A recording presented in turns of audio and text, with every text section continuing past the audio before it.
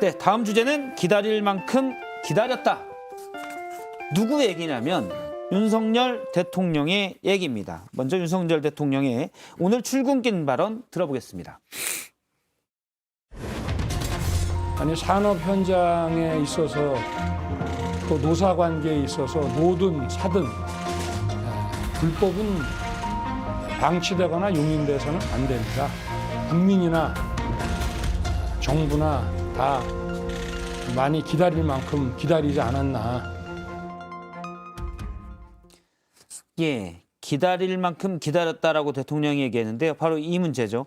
어제 추경호 부총리 등 관계부처 장관들이 적극 나서라 얘기했던 게 바로 대우조선해양의 하청지회 파업입니다. 대우조선해양 거제 제1도크에서 파업을 하고 있는데 이것 때문에 대우조선해양에서 배를 건조하는 작업이 지체되고 있다. 그래서 공권력을 투입해야 된다라는 담화문, 일단 파업을 중단하라는 담화문을 했습니다. 대통령실이 추가로 나온 입장은 바로 오늘 기다릴 만큼 기다렸다가 바로 공권력을 투입한다는 얘기는 아니다라는 입장을 내비치긴 했습니다. 대우조선해양 파청제 파업에 대한 공권력 투입, 정부의 강경기조, 여기 대해서 어떻게 보십니까? 일단 정부가 개입해야 될 시점인 건 맞는데 예. 공권력 투입은 아니죠. 지금 파업이 48일째인데요.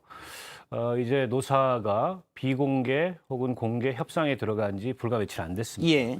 추이를 보면서 오히려 그 협상이 타결될 수 있도록 정부가 어쨌든 노력하고 때로는 뭐 압박도 하고 이럴 필요가 있다고 보고요. 지금 공권력을 투입하면 저는 사태를 더 어렵게 만들고 악화시킨다. 사태를 더 키운다. 예. 이게 왜 그러냐면 대한민국 조선업의 업황하고 굉장히 긴밀하게 관계가 있습니다. 한때 우리가 세계 조선 수준 1위를 할 때가 있었잖아요. 근데 7, 8년 전부터 경기 변동에 따라서 들어와 있던 주문 다 취소되고 특히 코로나 때문에 직격탄을 맞았어요. 근데 최근 조선업이 좀 회복을 했단 말이에요. 그래가지고 여전히 세계 그 물량의 한 50% 가까이를 우리 조선 산업이 점유를 하고 있는데 그렇게 업황이 어려워졌을 때 인력 대규모 축소하고 그다음에 임금을 깎았습니다. 그 직격탄을 하청 노동자들이 맞았어요. 예. 그래서 제가 단적인 예로 말씀드리면 2014년도 무렵에 15년 정도 숙련 용접 노동자의 연봉이 4,900이었는데 지금 3,400이에요. 명목 임금이 1,500만 원이 깎인 거예요. 이걸 참을 수 있는 사람이 누가 있습니까? 물가도 오르고 다 올랐는데. 그래서 이분들의 요구사항은 그 정도 2014년 수준으로 회복해달라. 깎인 거 좀 되돌려달라. 예. 이게 요구사항이에요. 더 달라는 것도 아니고. 근데 사측에서는 적자가 심각하고 뭐 우리도 어렵고 여기 지금 공적 자금 투입돼가지고 정부가 관리하는 회사 아닙니까? 예. 그런데 정부가 사측에도 다른 정책 수단을 좀 줘야 돼요. 회사채를 발행해서 단기 자금 융통을 좀 하게 하든지 아니면 정책 기금을 좀 융통을 해두든지 그런 거 없이 저렇게 엎어놓고 법치 얘기하고 공권력 투입을 시사하는 거는 문제 해결에 전혀 도움이 안 되고. 공권력 투입이란 건 경찰을 투입해서 파업하고 있는 분들을 해산시키겠다는 그거 거죠. 그러면 50식 충돌이 나올 수 네, 그 있고. 50식 해법이죠. 이거 하면 전 단언컨대 윤석열 후보 내리막길은 더 가파라질 거다. 단언합니다. 엄포 50 글쎄요. 그렇게 생각하실 국민들이 과거처럼 있을까 싶어요. 기본적으로 이 손실액이 너무 커요. 6천억이라고 이제 회사에서 주장하고 7월 들어서는 하루에 320억이다. 그러면 이분들 때문에 10만에 가까운 또 다른 분들, 이 회사와 관련된 예. 분들이 고통을 받는다는 비례의 원칙도 생각해 봐야 된다. 그리고 기본적으로 불법이다. 그것을 시정하지 않고 있는 것에 대한 정부의 비난은 또 누가 감당하냐. 이 여러 가지 다 생각해야 되는 거예요. 말씀하신 대로 그분들의 딱한 사정 모르는 거 아니지만은 어떻게 합니까? 정해진 룰이 있는데 그렇다고 해서 정부에서 지금 오늘 공권력 투입하는 그런 시그널은 아니다라고 얘기를 했으니까 여러 가지 강온 양면으로 대응하리라 보고요. 너무 그렇게 세게 하는다 이런 식으로만 말씀 안 해주시고. 예. 일단 아마 많은 분들이 뭐 산업 현장은 잘 모를 수가 있으니까요. 왜 하청지회에서 대우조선해양의 1도크에 가서 점거해서 불법에서 배를 못 짓게 하느냐? 하청지회면 그냥 하청업체에서 해야 되는 건 아니냐라는 의문을 또 가질 수가 있잖아요. 그래서 제가 전화해서 물어봤습니다. 이김주택 금속노조 조선하청지회에서 사무장에게 물어봤는데 1도크에 사는 이유는 뭐냐? 근데 그곳이 바로 일터입니다. 왜냐하면 산하청이어서 사실은 배를 만드는 사람들의 약 70%가 하청 형태, 비정규직이기 때문에 우리 일터가 여기다. 그래서 우리가 여기서 파업하는 거다. 라고 얘기를 했고요. 그리고 불법 점거 얘기에 대해서는 이건 노측의 입장입니다. 이미 사측은 그러니까 협력업체, 하청업체들은 여러 번 임금체불, 휴업수당 미지급, 부당해고 등 수많은 불법들이 있어왔다. 자, 이런 불법들에 대해서는 왜 시정하지 않고 우리가 지금 도크를 점거한 걸 불법 점거라고 하면서 이 공권력을 투입하겠다고 하는가라는 주장을 제기해 왔습니다. 예. 사측에서 임금 체불을 하거나 또는 부당해고 하면은 그것은 또 법적으로 다스려야 되겠죠. 그렇다고 하더라도 불법적인 파업은 저는 용납돼서는 안 된다라고 봐요. 본인들의 주장을 관철시키기 위해서 다른 사람들에게 불법적으로 피해를 준다는 것 자체가 민주사회에서 용납이 돼서는 안 된다라는 좀 생각이 듭니다. 정부는 그동안 무엇을 했느냐, 노사는 그동안 왜 대화 협상을 안 했느냐, 예. 이 점은 비판받을 만하지만 불법 파업을 통해서 많은 손해가 끼쳐지고 많은 분들에게 피해가 간다면 이 부분은 하루속히 바로잡아야 되지 않을까라는 생각이 들어요.